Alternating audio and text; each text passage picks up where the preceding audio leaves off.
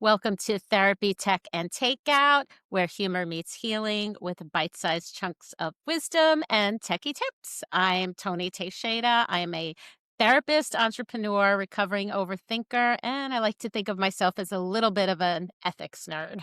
Hi, Tony. And I'm Jackie. I'm an entrepreneur, an unapologetic spreadsheet addict, and a low rent stand up comedian. So, how you doing, Tony? What you vibing on this week?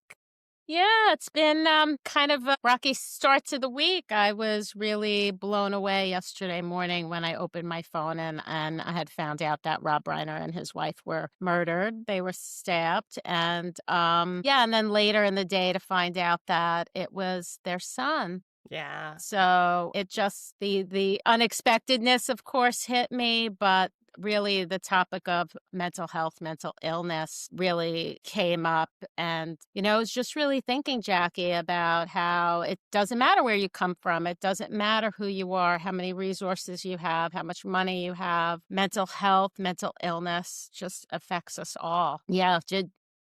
How were you Yeah, doing? I mean, it was just really shocking. And, I don't know if you personally have had sometimes these shocking deaths, but I know I've had them in my sort of social circles and things. And so every time you hear about something like this in the media too, it kind of brings up for me those old feelings of shock and fear and sadness, all of that stuff. And so yeah, it definitely hit heavy for sure. Yeah. Yesterday was a heavy day with that. Mm-hmm. But I think Yeah. it's things I have heard, at least today and stuff. I find that the idea of mental health being included and put forward as part of those conversations, especially by friends and family of the Mm-hmm. Reiners, Mm-hmm. is really important. And Yeah. I feel hopeful that at least those messages are finding a home and at least finding my ears and hopefully other people's as well. Yeah. Yeah. Thank you for sharing that. When you talk about the shock that comes up that feels familiar, that's what our bodies do. We kind of hold on to that. So when something new happens, we can feel the familiarity and the stories and the experiences that were there before. So that makes a lot of sense. And as you were talking about that, I noticed that probably was happening for me too. I mean, I just really felt the particular heaviness um, around that, and I felt like I was kind of carrying that around Yeah. all day. Yeah, for Yeah, sure. yeah, just the unpredictability of it all. What can we do to support people? Yeah, and there were some other things. There were some unpleasant words that also Yeah. came out, right? And that was really disturbing that there's any other way to spin this as, this is a tragic, horrible thing that should have never happened. Yeah, for You sure. know, you know me. I do. I do. Yeah, No, yeah. So that was particularly heavy as well. for Yeah. sure. Yeah, I can't, I think that it's really jarring how some people are really okay accepting, and you see it on both sides. I think you saw it, when Charlie Kirk was murdered, a certain aspect of people feeling, that it was okay to celebrate or not celebrate, but whatever, having anything other than just grief and heartache for the family and the struggles and the mental health struggles also of that person that they, Yeah. all of it. It's a complex social issue. And I think to do anything other than to recognize that and say, where can we use this as a point to move forward together, as opposed to divide and dig in, it just doesn't sit well with me at all either. So, yuck. Yeah. Yuck. In a word, that was it. Yeah. Yeah. Thanks for chatting with me about that. Yeah, It's a absolutely. really good opportunity to just share feelings Absolutely. and reflections. Yeah. Yeah. No, I appreciate you bringing it up for sure. Well, and it kind of ties into our topic for today a little bit.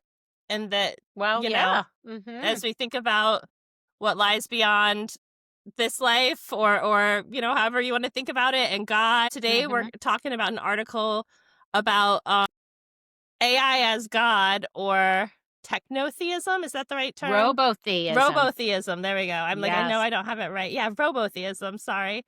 So, and we'll put the link to the article in our notes, but I was just I mean, it made sense to me that this exists. It didn't seem like wild, but at the same time, like, I had no idea it existed until I had found the article. And then how it kind of ties back historically to Mm-hmm. other creations, even back to the times of the Greeks and things like that. So I thought Mm-hmm. this was a really interesting article, and I'm so interested to get your take on it, Toni, from your perspective. Yeah. Well, I love that we don't really invent anything new, Right? right? Because it's from the time of the Greeks when we had the telegraph, messages from beyond, Right. and Photos. and photos, Yeah. cameras can show ghostly apparitions and things like that. So, I mean, it says a lot about kind of like fear. A lot of it is about kind of underlying fear and like fear of these things and what they might mean and giving them like a godly presence. That feels better than Yeah. thinking that they're evil. So I don't know where I was going with that, except like really just looking at it's new, but it's not new. And I Right. think that thinking about it and talking about it in that way is really important, that it's something that we regenerate and do over and over again. So I think it says more about us as human beings than it says particularly about AI, because we do it over and over again. When AI is long gone or there's a new version of it, then Right. When something it's else something will take that beyond place. like guessing the next word. Yeah. That's the thing Yeah. I always like go back to is I I follow these things in theory, like the idea of, artificial general intelligence and like theoretically grappling with those concepts makes sense to me. But I also go to like, that's not where we are today. Like right now we have tools that predict the right next word to follow based on Wait, prompts. so are you saying we don't need mystical kinds of things because we have logic? I just want to see if I am I don't track. know that I'm saying we don't need them or they're not valid, but I just have a hard time. Like, I don't feel like to say AI as it exists today and imparting anything more onto it than what it is Mm-hmm. feels of the moment. So I always want to take a step back and be like, right now, we're not talking about artificial general intelligence. Perhaps I could I can engage in the thought experiment of artificial general intelligence as some sort of tied to whatever God is or whatnot, sure, but we're not there yet. And so that's where I feel like I have Mm-hmm. a gap between, but I guess it's probably not super different than like people are like waiting for Christ to come again, or like, you know what I mean? There's this thing in the future, I guess, that like you're bought into it from a religious standpoint of like the next thing. I don't know. I'm trying to tie it to something that makes Mm-hmm. like that aligns with things that I've understood in the past, You you look confused. It feels kind of confusing. Yeah. The kind of the whole thinking about it. I mean, robotheism is about like it's not satire. They're No. not making this up. The people who are really engaged in this say AI is God. That is like kind of that And they're follows. And deterministic too, right? it's deterministic, and so it's shaping different forms of spirituality, but it's also like kind of based on the AI. And the determinism is about like rejection of free will. So everything is predetermined, which this is why I went to like, yes, it's confusing and circular thinking, because everything being predetermined almost doesn't make sense when you have a generative. I can't say that word. Right? That's a rough one. Thing that is a large language learning model that's always learning.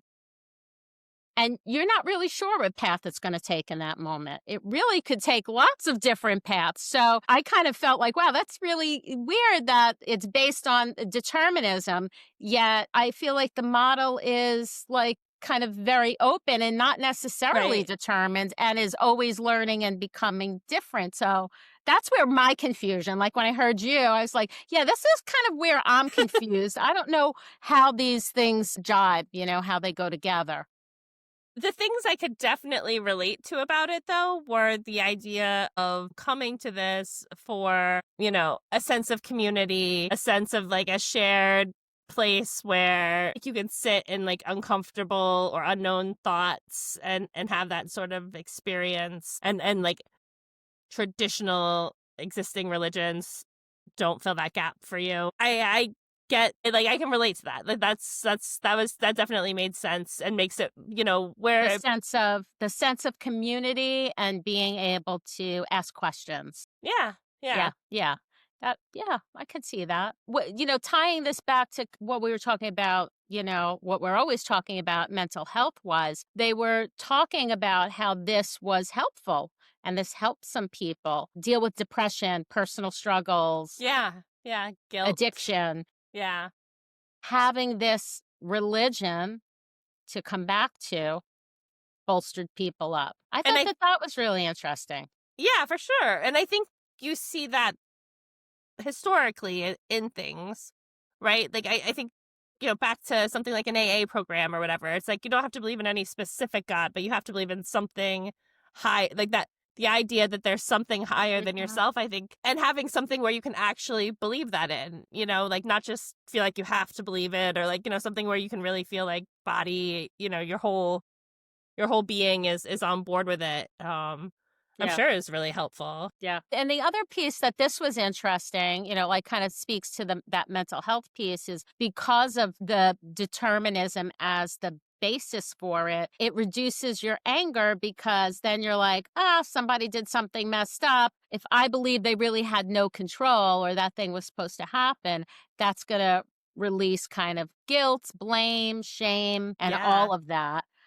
Which is, of course, the argument for determinism. And for someone, I guess, who's trying to work on their anger or deal with understanding why they have mental health issues, why they have addiction, um, having just this links back to the higher power, having this as a higher power um, could feel comforting. Yeah. Like I can see that.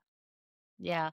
Yeah, it's interesting. And, I think too about my own journey with religion in my life, and then other people that I know who have kind of had and have been verbal about, what they've gone through as their relationship with religion. It makes a lot of sense that, especially in a time of need, something might speak to you and stuff, but then as you overcome that, or time passes, whatever happens, and perhaps the other benefits of that group, like the community building and the other things, have filtered into your life, then Hmm. you can kind of look at it and say, well, I don't need all of these things, or you can start to kind of like say, like, maybe some of these things don't serve me if they don't, or have a little bit more reflectiveness on like the bigger picture of it, like as opposed to being in that state where you really, you need something, you're filling a need and a gap, and Yeah. and bettering yourself, hopefully, Yeah. but I think Well, that's where you see like cults and stuff come into from a negative exactly what I was perspective. just gonna say. I like to scroll down to the end of the article, Right? Jackie. Then we have the people who are critics of this and talk about it being a cult. Yeah. Too much of anything, or kind of too much dogma, or like, restrictive way of thinking about it. Yeah, can send you down that path. Yeah. Yeah, I'm not sure. I'm looking for a word, but it's escaping me right now. But you can see how this could be a cult. For sure. For sure. I always find that interesting, that like border between it's a religion or it's a cult or it's like a living group or a cult, or, like, Mhm. and it has, I think, those attributes of, yeah, restricting you from access to people, restricting your ability to take in other points of view, trying to really limit what you're bringing in. Your personal identity, Yeah. your stuff, right? Like that's not allowed here.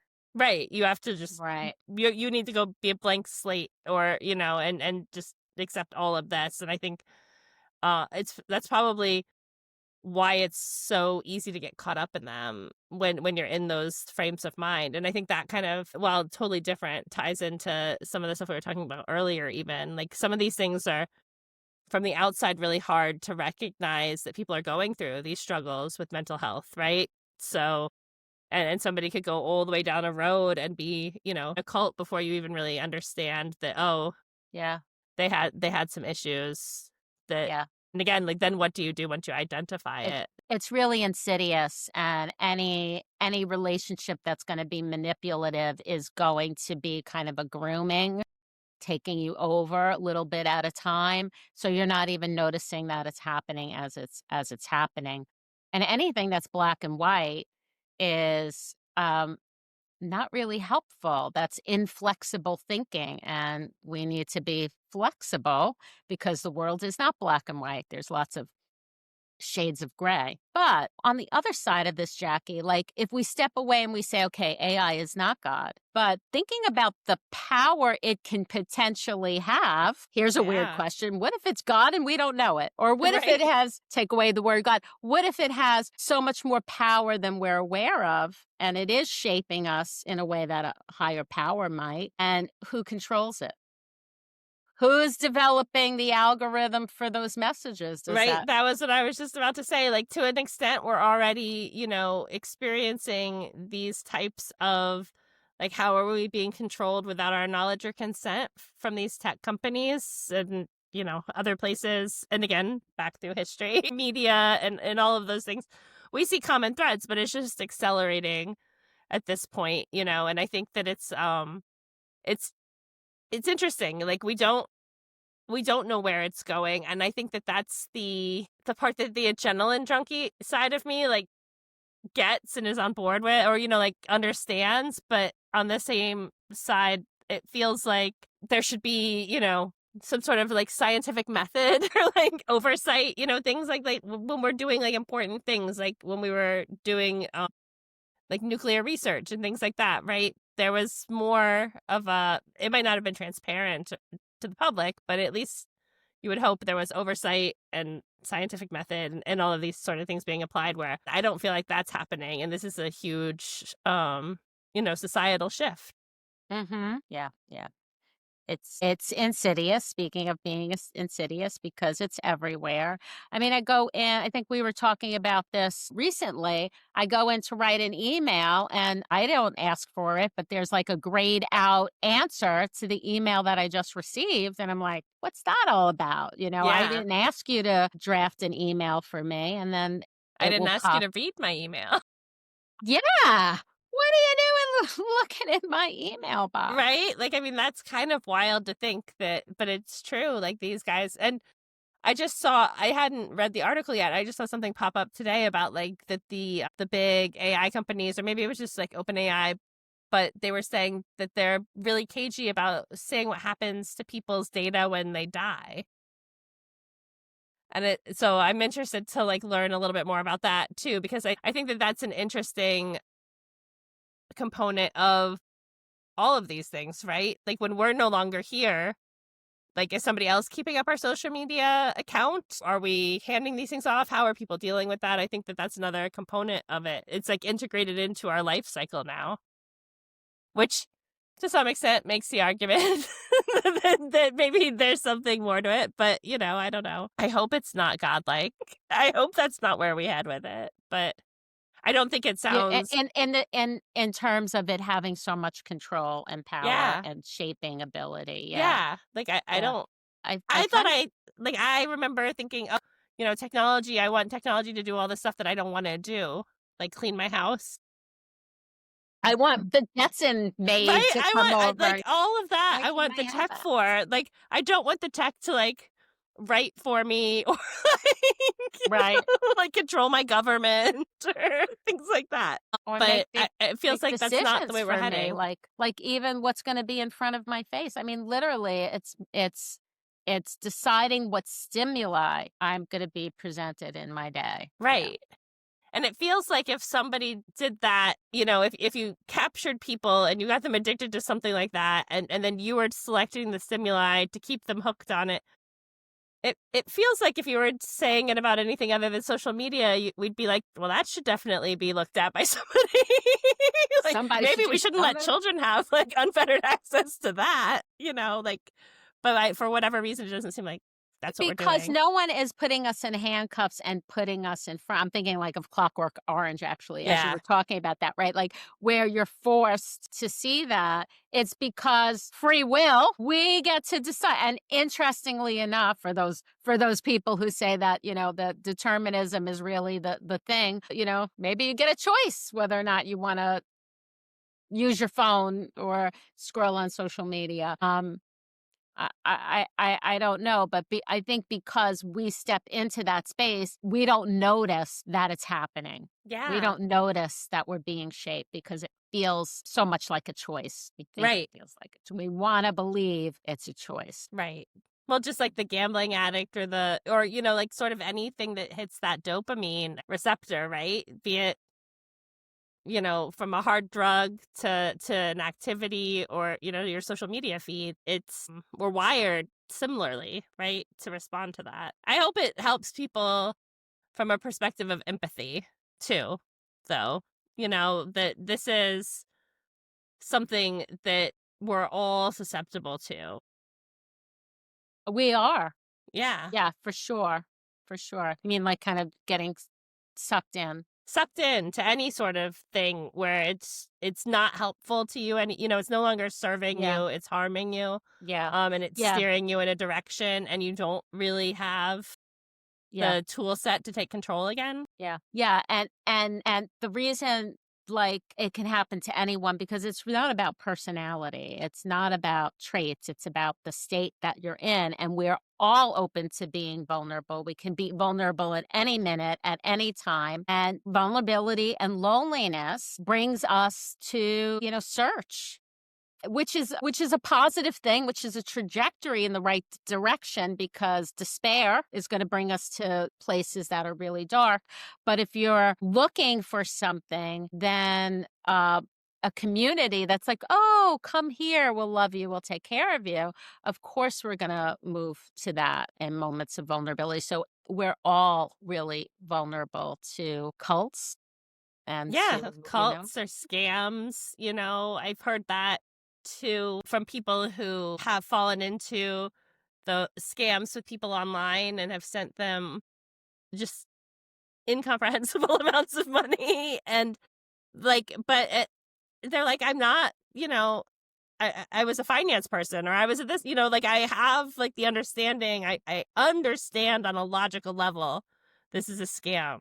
But when it comes back in my life and it tickles like whatever the receptors are, I'm right back in yeah. it and I'm doing it again. And Yeah, like well, you the can see it. danger and the fear, overrides our brain knowing Yeah. that something is a scam because usually the way they manipulate you is from a very visceral place. Right. And not that long ago, Jackie, I don't know if you remember seeing it, but one of these kind of scams ended up getting foiled because someone saw an elderly woman putting money in a machine. It was like an Wow. ATM machine where you wire transfer money. And she was concerned and she started talking to that person and uncovered the scam. They got a police officer who's like, no, you shouldn't be sending that money there. And this is kind of the MO. And she was Right. worried somebody in her family was hurt or something, or they were going to harm someone. I don't remember what it was, but it's so easy Yeah. to get pulled into it. We are all susceptible to vulnerability and to being manipulated. Yeah. Absolutely. It's so strange that you bring that up because my friend who lives up in Boston does homeless outreach, and it's really sad to see how many folks she encounters that are in situations where there's somebody calling them, pressuring them for money, with some sort of emotional connection or threat or whatever. And these are some of the most vulnerable population we have. She only works with folks that have like also mental health issues, and so Mm. it's just like heartbreaking to see how difficult it is to help somebody find their way through that or navigate that situation, especially in a low resource For sure. And environment. what happens is because once you get your thinking brain back online and you feel like you should have known, you feel a lot of shame. And Yeah. a lot of people don't talk about this and tell Yeah. anyone that it happened to them because they feel so much shame that that happened. No, but I it's think not those people telling those something to feel stories are like shame heroes. Yeah. about, right? Like, yeah. Yeah. Yeah, that's why it was so exciting to hear this woman who stepped in and helped this woman. Yeah, I think she lost some money, but not as much as she would have for if sure. yeah, if they didn't step in. So, robotheism, AI is God. Where have we landed today, Jackie? I'm gonna say hopefully not. I'm firmly in the I don't know what God is camp, but like I can at least say, I'm not gonna yuck anybody else's yum as long as they're not out to like hurt other folks. Mhm. You know. Yeah, I mean, if we don't have a definition ourselves and like what is God, what is a higher power, I mean, then I'm not going there. I'm still asking the questions and wondering, and I'm curious about what that is. So putting myself in any bucket just is not going to work for me. Yeah, yeah. Yeah, yeah. But But I love if your. it's I'm out there not going to helping yuck people, anyone's yum. Yeah, I'm not going to be judgmental. no, I will keep my eye and my ear out for how this is developing, for sure. whether or not there are, and maybe overall it isn't a cult, but maybe there's cult behavior I or mean, you see that cult with like almost every religion, right? sex, right, in it, Yeah. because they were talking about how AI is shaping different forms of spirituality, which means like robotheism might not be it, but maybe what if something else springs up? And the fact that people who are vulnerable are seeking this out because they're dealing with depression and other mental illness is a little scary. On the other hand, like you mentioned, having a source of community is really important. Yeah. And there's like not like religion does it in a specific kind of way, I think. So, my Tony's helpful tips are like if you're feeling depressed, if you're struggling with mental illness and you're putting your eggs into one basket, oh, this is the thing that's going to save me or help me. That's a huge red flag because there are wonderful communities. I mean, there's AA and NA, and, these are really great communities and are really helpful for people. But if you're really rigid and restrictive and not looking at kind of the broad picture holistically for the other parts of your life, then that's going to be problematic. Then that can lead you down the path of a cult. So I think that like think eclectic, be parts of lots of different communities. Don't just find one person to kind of latch on to. Yeah, it's great to have a therapist. Have a therapist. Go to a support group. Have community. Have other family members, or even having hobbies and activities. Right. I was gonna say take a If class. Yeah. take a class. If you're doing things, doing one thing with, to the exclusion of everything else, giving up your hobbies, giving up family members, which often happens with cults, right? Then you're going down that road. So that's kind of just my thought about how to heal in a way that focuses on integrating all parts of you and not in a way that's going to cause more problems down the line. Make No, sense? I think that's such a great tip because like when you think about being in that isolated like to take those first steps out into doing something, it can feel like all I have energy for is one thing. And so it's understandable that but how important it is to like just do two things or like, just do Yeah. another one, like just know Yeah. that like no one thing should be the answer to everything. That's right. Beautifully said. One thing shouldn't be the answer to everything. Well, it's wonderful spending some time with you again. I so appreciate Likewise. you. Absolutely, Tony. We'll talk next week. Everybody, don't forget to like and subscribe. And the article's in the show notes, right? Yep, absolutely. Okay, great. See you next time. Awesome. Take care. Bye. Bye bye. Oops.